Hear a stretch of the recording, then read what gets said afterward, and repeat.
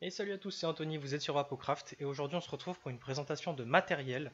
Je vais vous présenter un kit complet pour débutants, pour ceux qui souhaitent arrêter la vape ou avoir une petite vape pépère. Donc aujourd'hui je vais vous présenter le kit iJust Next Gen de chez eLeaf. Un petit kit bien sympa qui suit celui que j'avais présenté il y a quelques temps, donc la eLeaf, la iJust 2. Donc c'est simplement sa grande sœur. On va voir ça tout de suite. Nous voici donc sur la boîte de cette fameuse Next Gen. Alors, on va faire un petit tour rapide de la boîte. On voit évidemment, comme d'habitude, un scratch code. Ici, vous allez avoir toutes les couleurs disponibles donc pour ce kit. Ici, comme on peut le voir, on est sur le modèle donc silver, le modèle argenté. Il y existe en gris, bleu, rouge, blanc et noir. On continue le tour, voilà, sur le contour rien de bien spécial, et sous la boîte, sur le dessous, on va avoir évidemment tout le contenu de ce pack, les informations du fabricant, etc. etc. On va l'ouvrir. Hop. Voilà. À l'intérieur, on tombe donc directement sur le kit, qu'on va sortir et mettre de côté pour l'instant. On va avoir un tank de rechange. Hop. Comme ceci, un petit tank de rechange qui est plus grand que celui qui est monté d'origine. Je vous montrerai ça quand on démontera le kit. Ensuite, sous la petite trappe, on va avoir un petit compartiment comme d'habitude, avec évidemment donc un câble USB, micro USB pour recharger l'AQ. On va avoir deux résistances qui sont fournies avec, qu'on regardera plus en détail juste après. Un kit de spare, donc avec tous les joints de rechange et une petite pièce en plus. Celle-ci, la petite pièce en métal qui est en plus, on verra après à quoi elle sert. Une petite carte attention, avec donc des précautions d'utilisation dessus. Bien sûr, on va avoir un manuel d'utilisation avec du français à l'intérieur, donc ça c'est plutôt cool, habituel de chez eLeaf. En général on a toujours du français avec eux, donc c'est plutôt cool. Alors la Next Gen, en termes de caractéristiques, elle est fabriquée en acier inoxydable donc dans son intégralité. Elle embarque un accu donc intégré de 3000 mAh, donc on a une belle autonomie comme sur la iJust 2, c'est donc la même batterie. Cette batterie peut monter, enfin en tout cas est annoncée par eLeaf, jusqu'à 50 watts maximum. En dessus, sur le Fire, là comme vous pouvez le voir, on a donc une LED qui nous indiquera le niveau de batterie, enfin le niveau de charge de l'AQ. Là, elle changera de couleur en fonction de la charge de l'AQ. Elle passera de vert à orange, puis bleu, puis rouge. Donc évidemment, quand on arrive au rouge, on arrête de l'utiliser et on la met en charge. Ensuite, en termes de taille, donc ce kit fait 24,5 mm de diamètre, 117 mm de hauteur en comprenant le drip tip avec ce tank là, donc avec le petit, celui qui est monté d'origine, avec le deuxième tank qui est fourni, qui comme je vous l'ai dit est plus grand. Elle fait 126 mm de hauteur pour un poids de 137,5 grammes. En tout cas comme ça. Après avec le plus gros tank, je pense pas que ça change grand chose. Ce tank là fait 2 ml de contenance et je n'ai pas réussi à trouver l'information sur la contenance du deuxième tank, mais à vue d'œil je dirais, moi de ce que j'en ai l'impression, qu'il doit faire 4 ml, voire peut-être 5, mais je pense que c'est plutôt 4. On va démonter ça tout de suite pour voir un petit peu à quoi ça ressemble. Donc un drip tip qui s'enlève simplement en tirant dessus. Donc là, comme vous pouvez le voir, la résistance n'est pas installée à l'intérieur, donc le top cap s'enlève simplement en tirant dessus. Vous verrez tout à l'heure quand je montrerai la résistance, en fait il se visse, il est maintenu par la résistance. Le tank, comme le reste, s'enlève simplement en tirant dessus. La petite bague d'airflow s'enlève aussi. Et voilà, le reste donc la base de l'atomiseur, on ne peut pas l'enlever, elle est intégrée sur l'accu, donc ce qui rend le démontage d'autant plus facile. Après, pour le nettoyage, c'est peut-être un petit peu chiant, on sera obligé d'y aller avec du coton-tige ou du papier ou quoi, on ne peut pas le démonter pour aller le foutre dans un bac à ultrasons ou dans votre lavabo simplement. On ne pourra pas faire ça. Alors on va remonter la petite bague d'airflow. Je vais d'abord vous montrer la résistance, à quoi elle ressemble. Alors c'est une grosse résistance comme ça. Je vais faire une mise au point pour que vous puissiez voir quelque chose parce que là c'est l'enfer.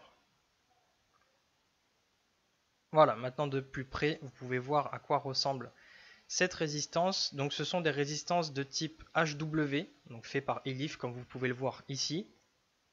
Il en existe, d'après ce que j'ai vu, 4 modèles.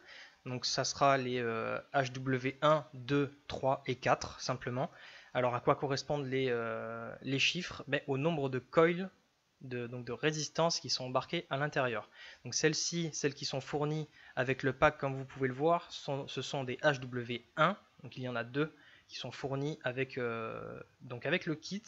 Ce sont des résistances qui sont utilisables entre 40 et 80 watts avec un single coil à l'intérieur, si on peut dire ça comme ça, et elles sont à 0,20 ohms.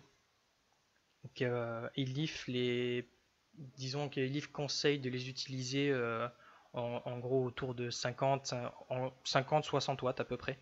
Donc de toute façon sur le kit ça sera 50 watts hein, puisqu'il ne peut monter qu'à 50 et pas plus haut.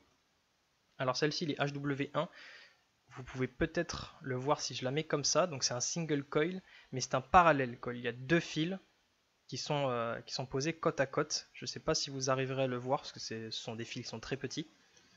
Et d'après ce que j'ai vu, donc sur la HW1, ce sont des fils en SS316.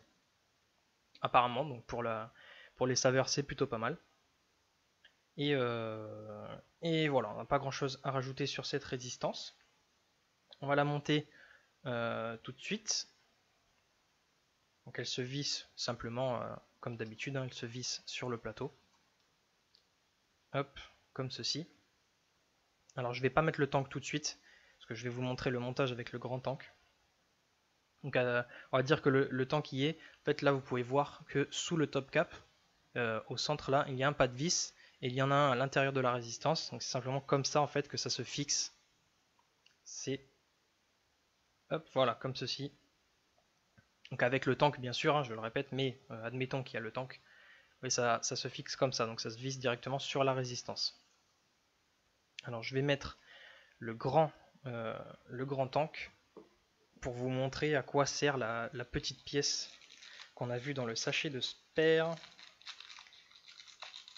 Parce que pour les plus observateurs d'entre vous, vous avez bien compris qu'avec un tank plus grand, le top cap ne touchera pas la résistance.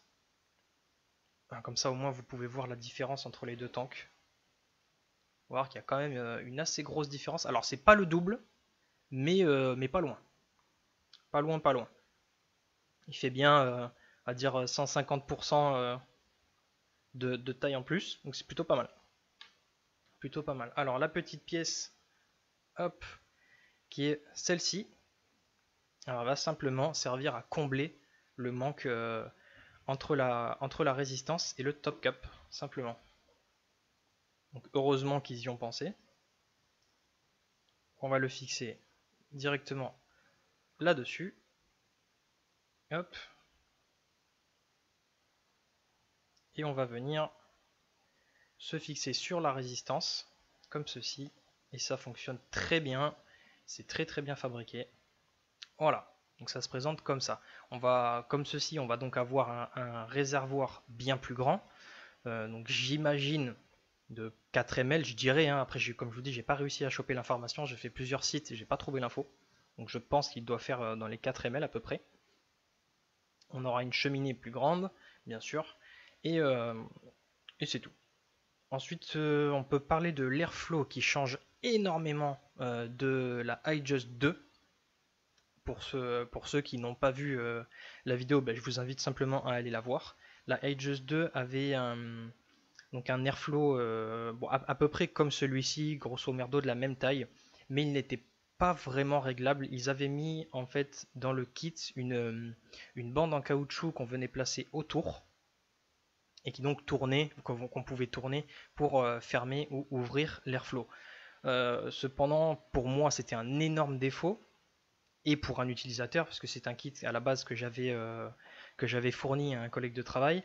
Et il a pensé, il a vu la même chose que moi, c'est que ce système c'était clairement de la merde parce que forcément l'airflow, vous allez avoir de la condensation de liquide à l'intérieur, ce qui en soi est tout à fait normal, et la condensation va couler, va un petit peu sortir et va donc se loger en fait sur le caoutchouc qu'il y avait avant et donc en fait le caoutchouc simplement bougeait tout le temps, ce qui est normal. Sur celle-ci ils ont corrigé le tir. Ils ont mis une bague, ce coup-ci, une bague d'airflow qui tourne. Voilà, comme sur n'importe quel matériel qui se respecte un minimum. Ce coup-ci, on a un vrai airflow qui est vraiment réglable comme il faut, qui n'est pas trop libre, donc il ne bougera pas tout seul. Il n'est pas dur non plus, je le tourne facilement alors que c'est un revêtement tout lisse. Il se tourne quand même facilement, mais pas trop, donc il ne bougera pas tout seul. Donc ça déjà c'est un énorme pas en avant je trouve pour Ilif sur leur kit de débutant. Et on va avoir un autre truc que personnellement je trouve ça génial. Et je trouve ça bizarre qu'il y ait très peu de monde qui utilise ce système. Alors il n'y a pas que, hein, je l'ai déjà vu sur d'autres, mais on n'en voit pas souvent. C'est le système donc de remplissage. Donc c'est un kit qui se remplit par le haut bien sûr, mais comme ceci. Et moi ça je trouve ça juste génial. C'est pour moi c'est vraiment cool, surtout pour un débutant qui va souvent être saoulé par le fait de tout le temps devoir démonter, remplir, remonter. C'est vrai que c'est quand même plutôt contraignant, même pour un vapoteur expérimenté, on va dire, hein, même quelqu'un qui utilise du matériel bien plus puissant. C'est souvent chiant de devoir démonter, remplir et remonter. Là, on a un système qui est vraiment cool, simplement de slide, donc le top cap qui glisse. Et c'est vraiment cool, c'est très très bien fait. On peut voir en fait ici que donc c'est contrôlé par une petite bille, vous la voyez là. C'est voilà, pas grand chose à dire là-dessus, à part que c'est vraiment super cool. Le drip tip, bien sûr, est un 510, comme toujours, donc on pourra y monter n'importe quel autre drip tip 510. Et si vous voulez un petit peu changer le design, avoir quelque chose de plus serré, plus long, plus court, enfin, tout ce que vous voulez, tous les drip tips différents existent. On peut donc bien sûr trouver son bonheur. Ensuite, on peut parler un petit peu des sécurités qui sont équipées sur ce kit. On va avoir une sécurité, donc la sécurité du fire. On pourra rester appuyé 15 secondes maximum. Donc évidemment, personne ne vape 15 secondes d'affilée. C'est simplement si vous oubliez de l'éteindre et que vous la mettez dans votre poche. Si elle s'appuie, au bout de 15 secondes, elle s'arrêtera. La sécurité se mettra en place et le bouton fire va clignoter 10 fois pour signaler simplement le problème du fire. On va bien sûr avoir une protection contre les courts-circuits, comme bien souvent, une protection de basse tension, donc en dessous de 3,3 volts, la batterie se mettra en sécurité et elle se réactivera seulement à partir du moment où vous l'aurez mis en charge. On a aussi une protection de résistance. Donc là, la box coupera. Enfin, pas elle coupera, elle ne fonctionnera pas si vous mettez une résistance qui est supérieure à 3 ohms et une résistance inférieure à 0,15 ohms. Donc on a une bonne protection de résistance avec qui est quand même très très large en termes de valeur. Qu'est-ce qu'on a d'autre? Bon, après il y aura toutes les sécurités standards, hein. Bien sûr on a une sécurité de surchauffe, tous les trucs habituels. Après en termes de taille, etc., tout ça j'ai tout dit. Pour je peux vous parler vite fait des résistances, les HW1, 2, 3 et 4. Donc les HW1 qui sont fournis avec le kit font 0,20 ohms de résistance en single coil parallèle. Les HW2 ils sont annoncés à 0,30 ohms, donc ça sera simplement des doubles coils. Après je ne sais pas si ça sera des parallèles aussi, comme celle-ci, ça je ne sais pas, j'ai vu une photo mais on voit pas très bien donc je pourrais pas vous dire. HW3 sera simplement 3 coils et HW4 4 coils. Voilà, c'est vraiment pas compliqué. La 3 020 et la 4 030. Voilà, pas grand chose à rajouter. Alors je vais la remplir, je vais un petit peu l'amorcer et on va voir un petit peu ce que ça envoie. Alors on va se remplir ça. Hop, on glisse simplement le top cap.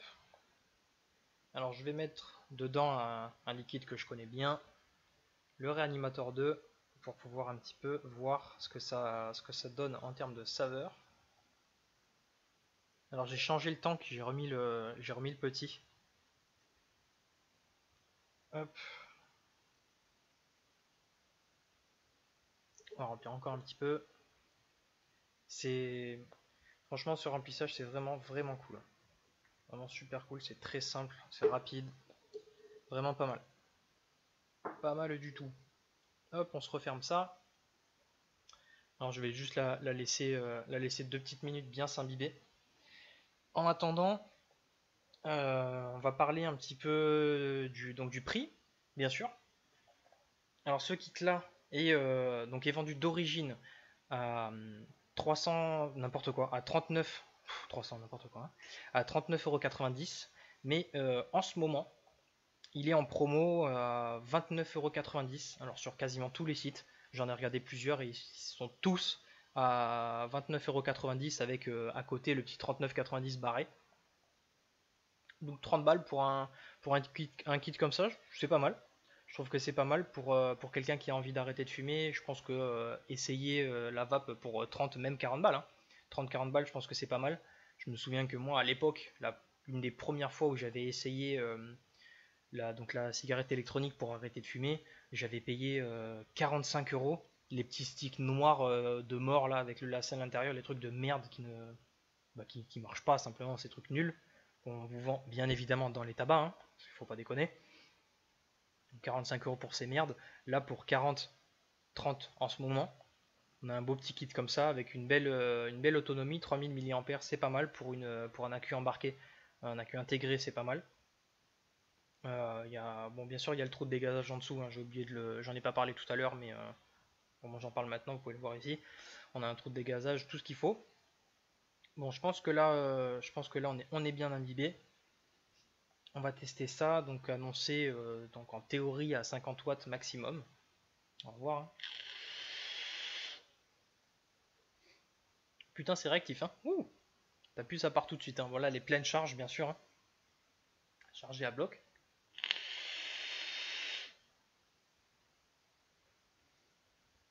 Ben, franchement, c'est bluffant. C'est vraiment bluffant. Je vais essayer de fermer. Là, l'airflow était ouvert à fond. Je vais essayer de le fermer à moitié. Hop.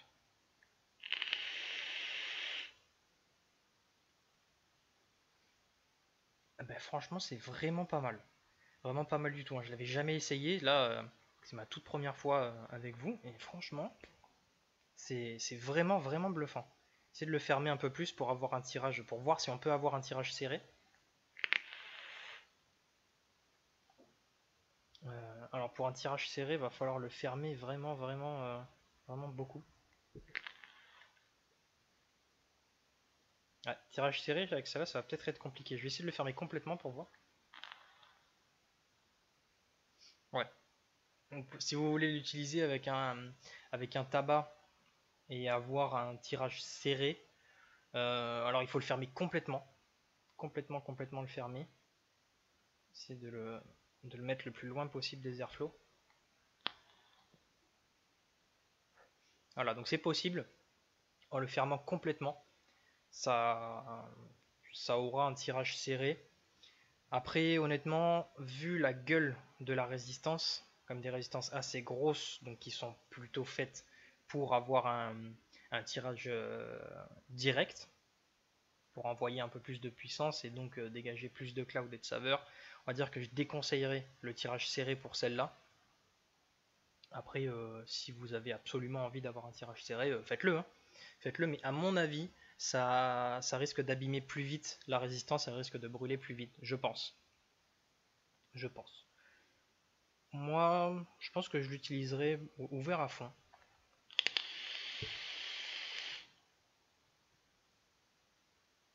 Bon, moi j'utiliserai comme ça, c'est aérien mais pas trop. Alors c'est pas comparable à un dripper, c'est beaucoup moins aérien qu'un dripper.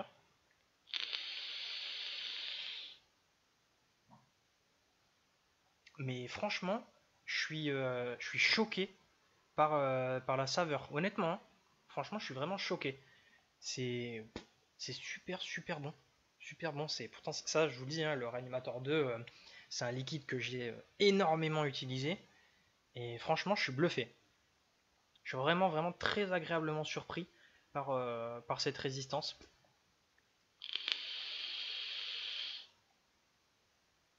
C'est vraiment pas mal. Vraiment pas mal du tout. Je vais vous montrer un petit peu, je vais me reculer pour vous montrer ce que ça envoie un peu en cloud. Là, j'ai laissé l'airflow ouvert à fond. On va voir ce que ça donne.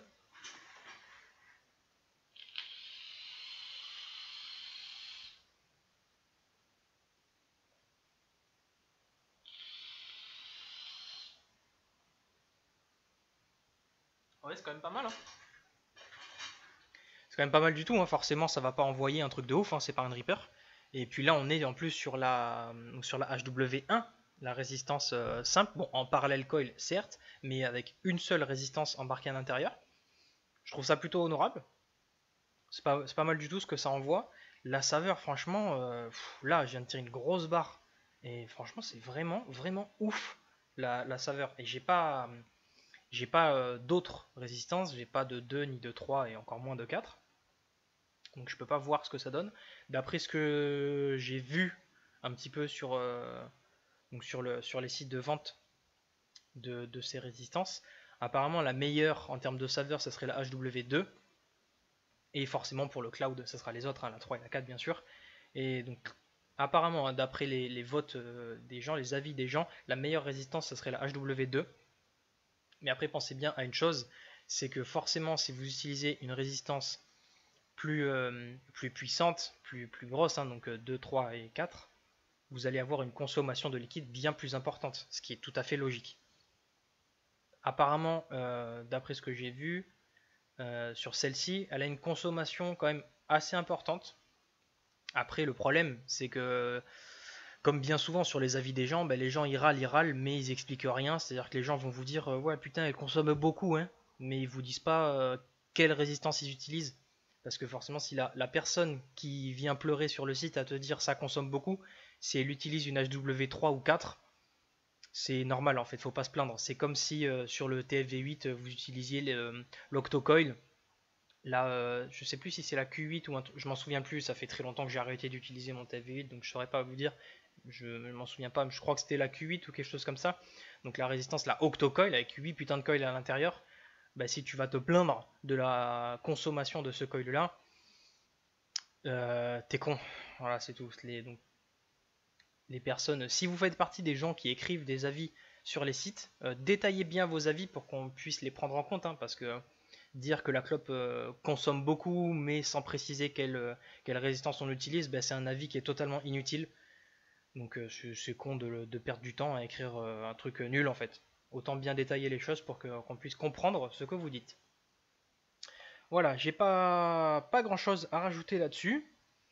Alors on a vu le contenu de la boîte, hein, donc les deux coils fournis, tous les spares et tout. Le tank supplémentaire, je trouve ça génial. Je trouve ça super cool d'avoir un tank, bah surtout un tank plus gros en fait. C'est vraiment cool. Après, le truc que je trouve dommage, c'est que c'est écrit nulle part donc la contenance réelle de ce kit.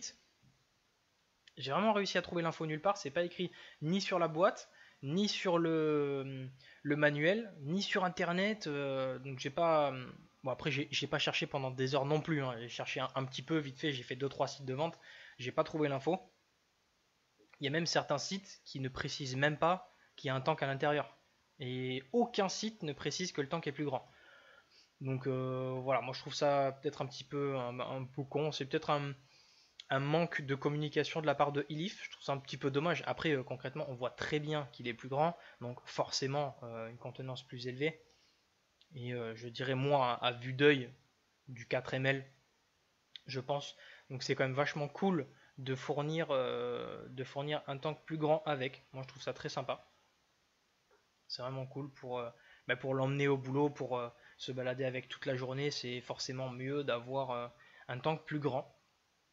Forcément, surtout pour un débutant, pour quelqu'un qui est en train d'arrêter de fumer avec ce matériel.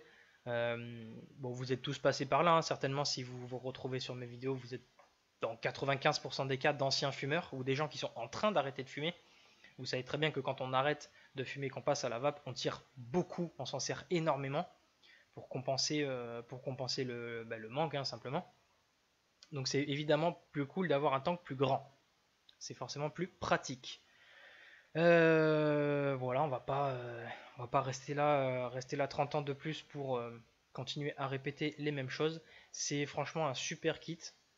En tout cas, au premier abord, hein, je ne l'ai jamais utilisé, hein, c'est la première fois que j'utilise avec vous. Ça a l'air vraiment d'être un excellent kit. La restitution des saveurs est, pour un kit comme ça, hein, pour un kit à 30 balles, je le trouve extraordinaire. Franchement, pourtant c'est un liquide, entre guillemets, un liquide complexe, hein, le Reanimator 2, c'est pas juste un liquide à la fraise en 12, hein, comme on vous vend dans les magasins de merde. Là on est sur un liquide, sur une recette avancée, et franchement...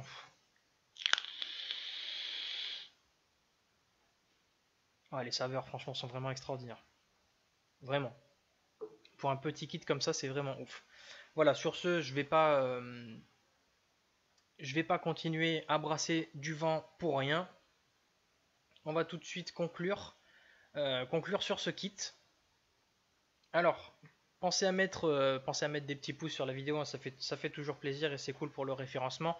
Si vous avez découvert ce kit ou peut-être si vous le possédez déjà, n'hésitez pas à m'en faire part dans les commentaires. Ou vous pouvez aussi me rejoindre sur la page Facebook Vapocraft pour venir un petit peu discuter de votre matos, ou même si vous avez besoin de conseils, etc. N'hésitez pas, hein, donc l'espace des commentaires ou le Facebook, comme vous préférez.